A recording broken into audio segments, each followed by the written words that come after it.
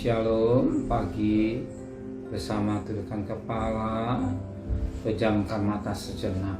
Bapa yang bersemai dan kerajaan surga, pagi yang cerah, kami mencari Engkau, mengutamakan Engkau di segala-galanya.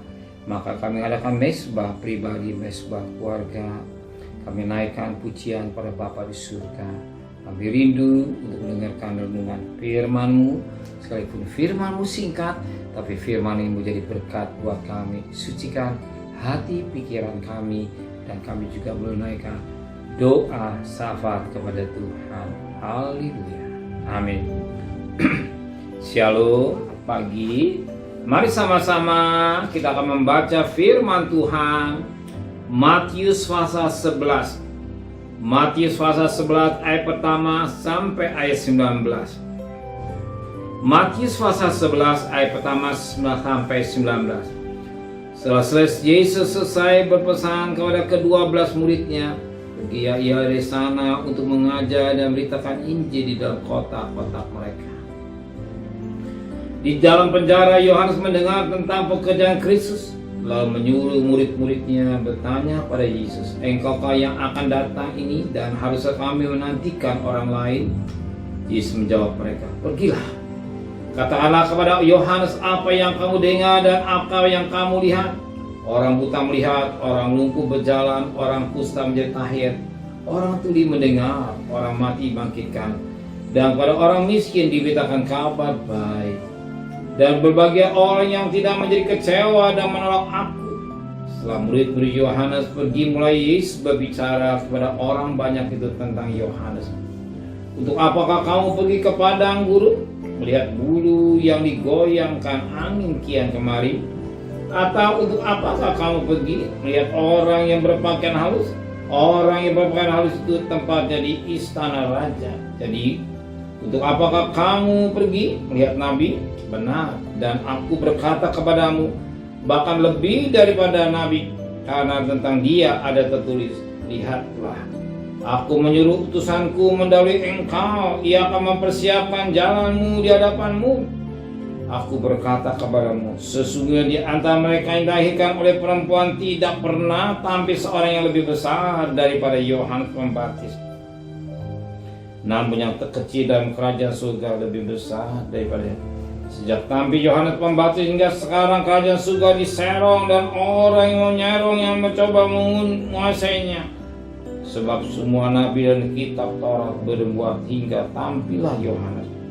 Dan jika kamu mau menerimanya, ialah Elia yang akan datang itu.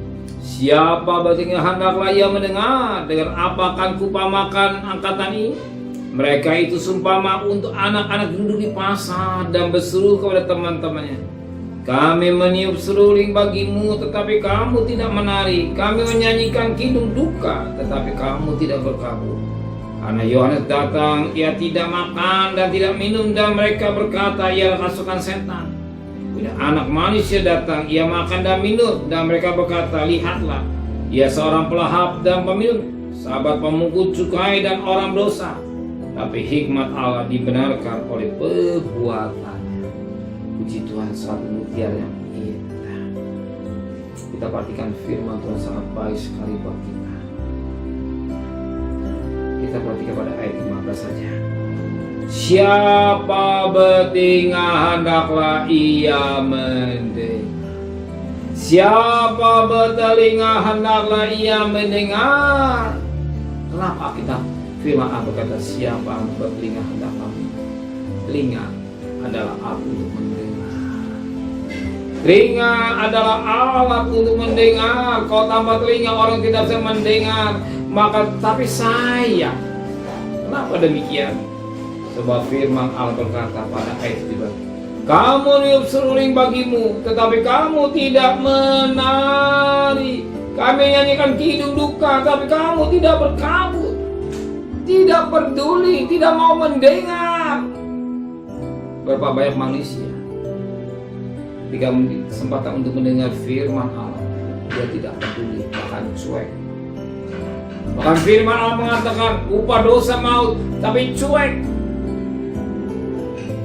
Justru hari ini firman Allah mengingatkan, kalau kita punya telinga, kita untuk mendengar. Dengan apa? Dengan suara. Dengar firman Allah. Apa yang Tuhan Allah katakan, kita dengarkan. Kita jadi pelaku firman Allah, sehingga hidup kita berubah. Metanoia, bertobat atau berubah pola pikir, sehingga kita menjadi anak Tuhan yang beda. Hidupku bukan aku lagi, tapi Kristus yang ada dalam hidupku. Amin. Hidup kita yang lama kita tinggalkan, kita selalu hari hidup baru bersama dengan Tuhan. Terima kasih Bapa buat firman-Mu, menceraikan firman hati kami telinga untuk mendengar firman-Mu dengan baik. Terima kasih Bapa, sertai perjalanan kami bekerja, berdagang, sekolah, kuliah. Pergi dengan selamat, pulang dengan selamat, kembalikan besok pagi tubuh yang sehat dengan tidak kurang satu apapun juga. Berkati Bapak Presiden, Wakil Presiden, para menteri, para gubernur, para bupati, para wali kota, para camat, para lurah, pada RW, pada RT, pada medis, pada Polri. Berikan mereka hikmat yang dari surga, berikan takut kepada Tuhan. Sedang kekasih, terimalah berkat nikmat dari Allah Bapa, cinta kasih sayang dari Tuhan Yesus Kristus, dan berkat Roh Kudus menyertai saudara mulai hari ini sampai Maranatha Tuhan Yesus datang. Yang cinta Dia katakan amin. Tuhan memberkatinya.